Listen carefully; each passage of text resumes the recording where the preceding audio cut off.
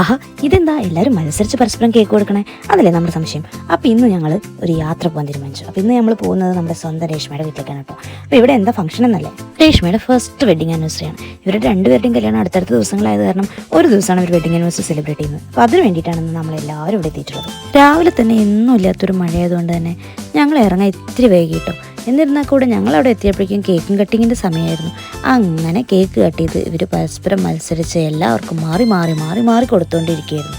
അങ്ങനെ അതിസാഹസികമായി നീണ്ടു നിന്ന കേക്ക് കട്ടിങ്ങിന് ശേഷം ഇനി സമ്മാനം കൊടുക്കലായിരുന്നു. അതും അവർ 4 പേരും മത്സരിച്ച് അങ്ങോട്ടും ഇങ്ങോട്ടും കൊടുത്തതിന് ശേഷമാണ് മറ്റുള്ളവർക്ക് അവസരം കിട്ടിയത് കേട്ടോ. പിന്നെ എല്ലാവരുടെയും ഗിഫ്റ്റ് എക്സ്ചേഞ്ച് ആയിരുന്നു. ഒപ്പം തന്നെ ഗിഫ്റ്റ് പൊട്ടിക്കലുള്ളത് കാരണം എല്ലാവരും ആകാംക്ഷയോടെ നോക്കിയിരിക്കുകയായിരുന്നു എന്തൊക്കെയാണ് ഗിഫ്റ്റുകൾ കിട്ടുന്നത്.